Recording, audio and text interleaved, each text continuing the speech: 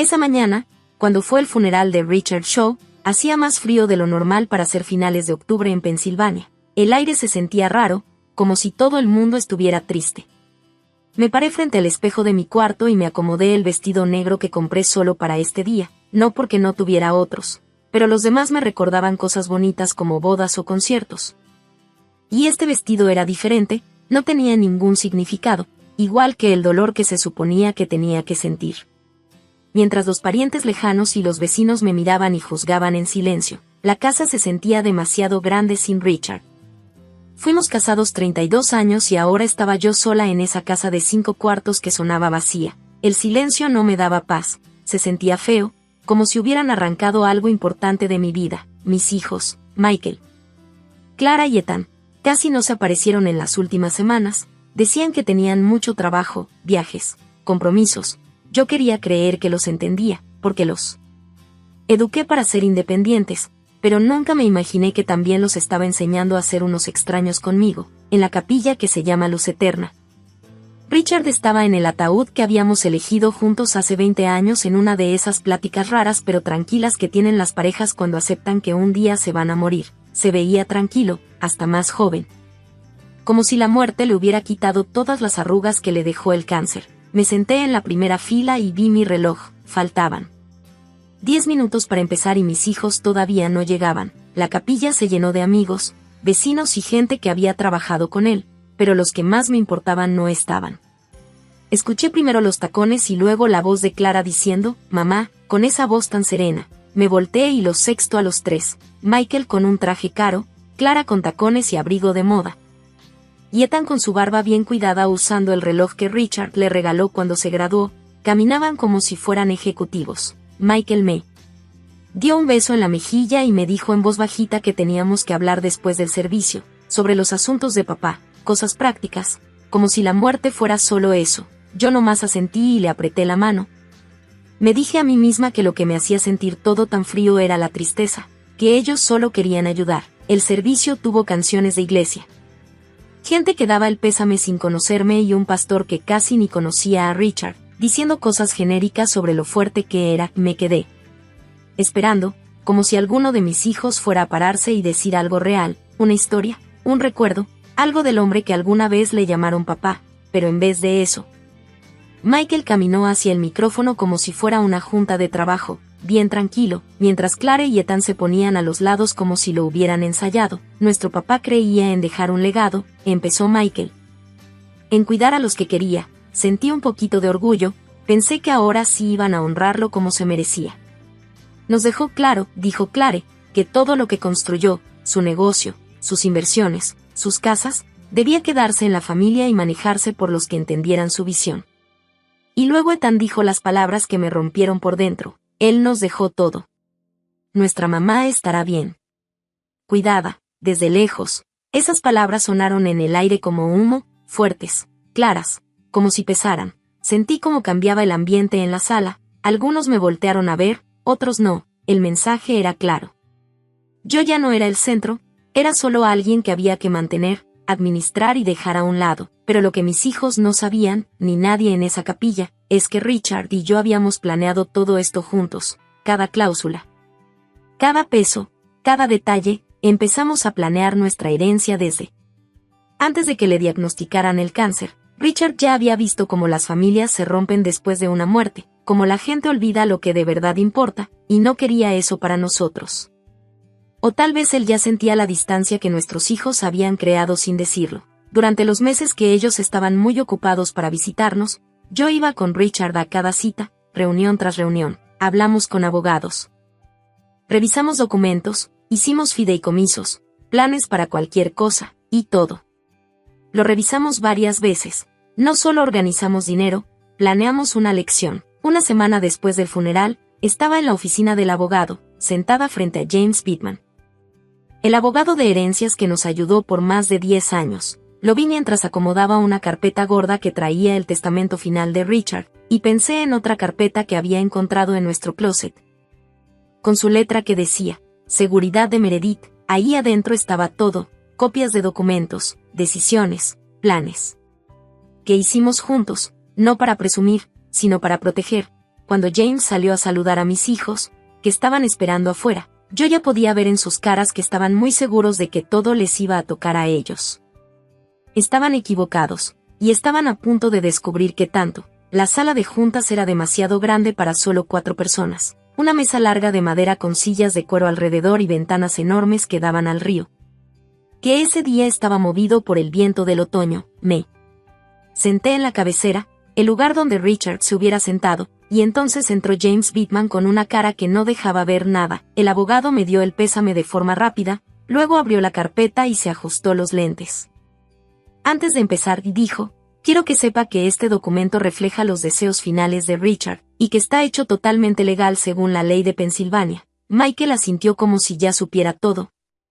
Clare destapó su pluma y tenía ya su libreta llena de apuntes, y Ethan se movió un poco en su silla, pero no dijo nada. James empezó a leer, como era de esperarse.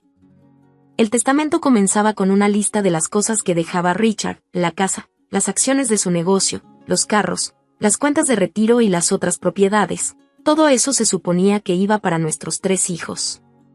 Michael Shaw, Clare Shaw Hamilton y Ethan Shaw, y que lo manejarían juntos como ellos quisieran. Michael sonrió, Clare hizo una marquita en su libreta, pero luego James dijo, pero hay condiciones importantes para recibir estas herencias. La sala se puso tensita, nadie dijo nada.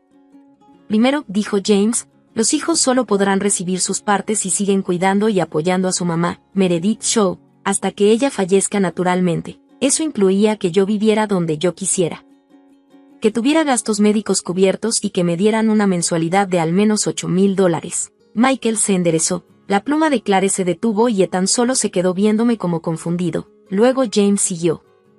Si alguno de los hijos trata de meter a la señora Shaw a una casa de ancianos sin su consentimiento, o no cumple con estas condiciones, perderá su parte y esa parte se irá a unas organizaciones de caridad que ya están escritas en el documento. Clare iba a decir algo pero se calló. Se veía que su cabeza de abogada no podía creer lo que escuchaba. Tercero, dijo James, hay un fideicomiso independiente de $500,000 que solo puede usar Meredith Shaw como ella quiera. Yo me quedé sentada, con las manos en el regazo, y por último, James abrió un sobre sellado y dijo, Richard pidió que esta carta se lea en voz alta. Leyó la primera línea, queridos hijos, si están escuchando esto es porque ya no estoy, y la verdad. Ahora les toca a ustedes. Espero que estén sorprendidos, y sobre todo, espero que ahora entiendan que la mujer que quisieron hacer a un lado, es la misma mujer que hizo posible todo en sus vidas. El silencio después de eso fue más fuerte que un grito. Los días que vinieron después de esa lectura fueron muy callados. Nadie me llamó, nadie me visitó, solo un silencio pesado que se sentía en toda la casa. En la tercera mañana, Michael me llamó y dijo con voz fría, mamá, tenemos que hablar de tu casa. Es muy grande para que viva solo una persona. El mantenimiento, los recibos. Yo le contesté tranquila pero firme, no voy a hablar de nada hasta que se termine todo el proceso de herencia. Pero él siguió hablando como si yo no hubiera dicho nada. Sé que esto es difícil, pero papá fue muy claro, queremos que esta transición sea fácil para ti, transición, como si mi vida fuera un cambio de oficina. Al día siguiente me llamó Clare y fue directa. Estuvimos viendo algunas casas de retiro. En Vestover, tienen buenas actividades y son muy seguras. Tengo 58 años, Clare, le dije, y ella rápido contestó, bueno, ahorita no, claro, como queriendo arreglarlo, pero papá quería que planeáramos con tiempo, la independencia es importante. Pero también la seguridad, otra vez esa palabra, seguridad, una palabra que suena bonita, pero que usaban como si fuera una correa para controlarme. La llamada de Ethan fue la última, su voz sonaba suave, como con miedo.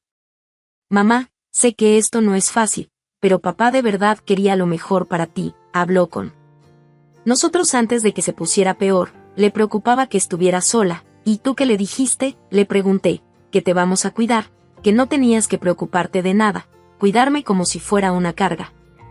Como a un gato de la calle que sí le dan de comer, pero no lo quieren meter a la casa. Pasó una semana y yo me la pasé revisando la oficina de Richard, ordenando papeles, viendo documentos, ya me sabía todo de memoria. Cada cuenta, cada número, cada propiedad, y una mañana, exactamente a las 9 en punto, sonó el timbre de mi casa. Por la ventana vi el carro lujoso de Michael brillando en la entrada. Él estaba en mi puerta con un ramo de rosas blancas, mis favoritas, aunque dudo que lo recordara. «Mamá», dijo cuando abrí, «te traje flores. ¿Puedo pasar?». Me hice a un lado, porque ya sabía que estaba empezando la actuación. Michael se sentó en la orilla del sillón, todavía con las flores en las manos, todo incómodo. Le noté la mandíbula apretada y como sus zapatos caros se movían sobre la alfombra. «Quiero pedirte una disculpa», empezó. «Lo que dijimos en el funeral no fue justo. Estábamos muy tristes. No pensamos bien». «Claro que estabas pensando», le dije. Mientras me acomodaba en el viejo sillón de Richard, «pensabas en cómo resolver rápido el problema de tu mamá». Él se movió un poquito, incómodo. «Eso no es cierto», dijo rápido. «Solo estamos cuidando de ti». «Lo mejor para mí», le contesté. Él sacó una hoja doblada de su abrigo. «Hicimos un plan de cuidados. Clare, Ethan y yo nos vamos a turnar para hacer las compras, llevarte a tus citas y mantener la casa en orden. Nunca vas a estar sola». Tomé la hoja y la leí. Era exactamente lo que me imaginaba. Todo en formato de empresa, viñetas, tareas divididas, listas. Pero nada de cariño, nada de sentimiento, solo administración. ¿Y los $8,000 mensuales?, pregunté mientras leía. «Vamos a hacer una transferencia automática el primer día de cada mes. Todavía estamos viendo quién va a poner más o menos, porque sí es mucho dinero, mamá, y con el tiempo se acumula». «Sí», le dije doblando el papel y poniéndolo en la mesa. «Tu papá y yo ya habíamos hecho las cuentas.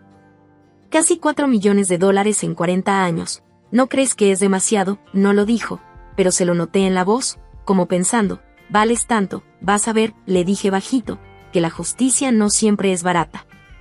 Y antes de que me contestara, se abrió la puerta de la entrada. «Mamá», gritó Clare desde el pasillo, «el coche de Michael está afuera, están los dos aquí», y así, sin aviso, llegó la delegación. Clare entró primero, todavía con su ropa de trabajo, llevaba un portafolio en una mano y una bolsa de papel en la otra. «Traje rollos de canela», dijo levantando la bolsa con una sonrisa falsa, «de la panadería Kennedy.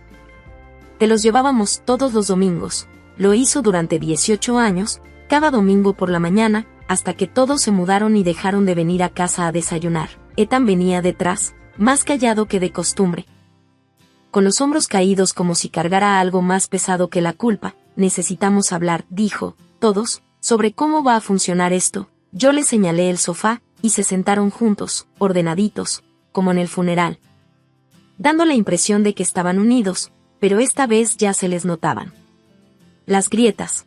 Clare sacó su libreta y dijo, «He estado revisando los términos del testamento. Papá fue muy detallista, pero si todos estamos de acuerdo, algunas cosas se podrían ajustar». «No estoy de acuerdo», dije sin gritar. «Pero con firmeza, mamá, por favor», dijo Clare y su tono cambió, ahora más suave. «Es que la carga económica está pesada. Michael acaba de comprar una casa y yo todavía tengo deudas de la escuela de Derecho». Y Ethan dijo con la voz rota, «Yo no puedo con esto, mi clínica apenas alcanza para pagar la renta. Tuve que correr a mi asistente. Entonces van a tener que hacer sacrificios», dije tranquila, «como los que hicimos tu papá y yo para criarlos». Ethan se secó una lágrima rápido y susurró, «Perdón, mamá, no quería hacer eso en el funeral. Yo nomás lo seguí, lo vi, a mi hijo menor, y recordé cuando de niño venía a mi cama durante las tormentas porque tenía miedo. Pero también lo recordé parado junto a sus hermanos, diciendo en público que yo debía ser cuidada desde lejos. Yo también me acuerdo», le dije, «y también me acuerdo de quien se quedó callado», y su silencio volvió a llenar la sala, pero esta vez lo dejé quedarse ahí un rato. Ya pasaron 6 meses desde ese día en la oficina del abogado, y ahora estoy sentada con el mismo vestido azul que usé ese día, viendo por la ventana de Brienne, la casa que yo elegí para vivir. La casa de la que mis hijos querían sacarme. Los $8,000 llegan puntualitos a mi cuenta el primero de cada mes, transferidos desde la cuenta del negocio de Michael, porque él es el único que tiene dinero en efectivo. Él envía su parte cada 3 meses, ajustando su presupuesto ya de por sí apretado.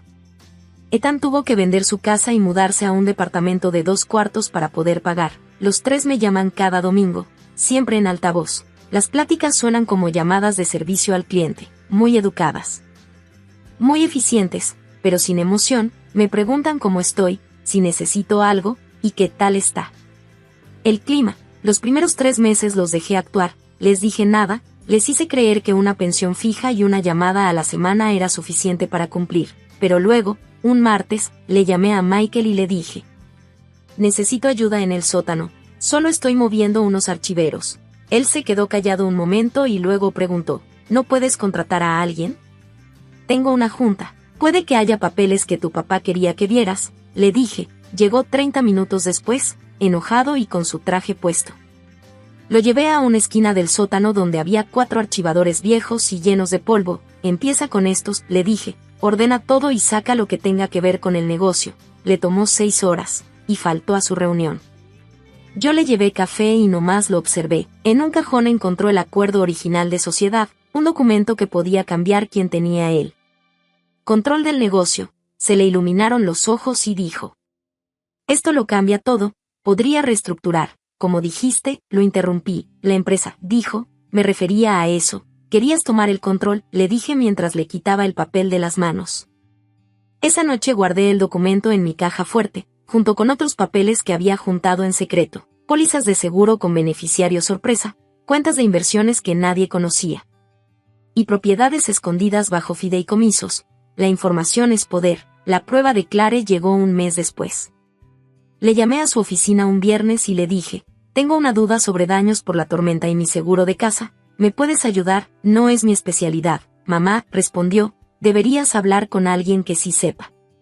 Prefiero que sea familia, le dije, a menos que ya no sea tu tema. Esa noche llegó con su maletín y se pasó horas en mi cocina explicándome las cláusulas, los detalles y todo el proceso del seguro. Luego me preguntó: entonces, ¿cuál es el problema? Ninguno, le dije, solo quería entender mis opciones. Se me quedó viendo sin decir nada, y luego abrió su laptop y empezó a escribir un informe legal, 47 páginas después. Ya tenía una revisión completa de todas mis pólizas de seguro. Fue otro recordatorio de que, cuando quieren, si pueden. La prueba de Ethan fue la más difícil. Lo llamé el día del aniversario de la muerte de Richard y le dije que me sentía sola, que si podía venir. Él vino todavía con su uniforme de médico, oliendo a clínica y a pelo de perro.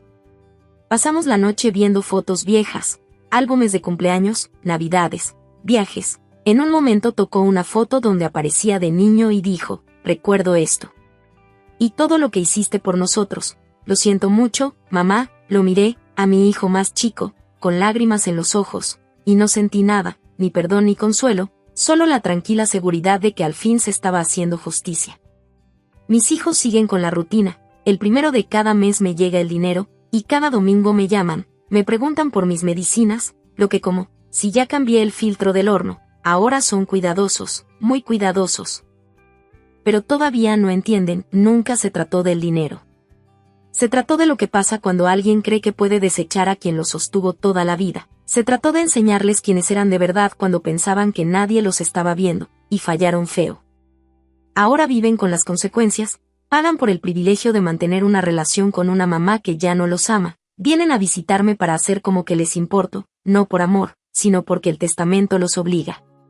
Traen panecitos de panadería y horarios imprimidos, como si con organización pudieran reemplazar la verdad, pero no se puede, y no se va a poder. A veces los veo mirándome como esperando que me suavice, que los perdone, que vuelva a ser la de antes, pero esa mujer ya no está. Se fue el día que se pararon frente a toda esa gente en el funeral y me redujeron a una tarea en su lista, cuando vieron a una viuda triste y solo pensaron en un problema que había que resolver. Lo que queda ahora es alguien que recuerda todo, cada rodilla que cuidó, cada tarea que revisó, cada Navidad que hizo mágica, cada sacrificio, y también recuerda lo fácil que fue para ellos querer borrarla. La justicia, como resulta, no es barata, pero verlos pagar mes tras mes, año tras año, solo para estar frente a una mujer que alguna vez creyeron que podían controlar desde lejos. Eso no tiene precio.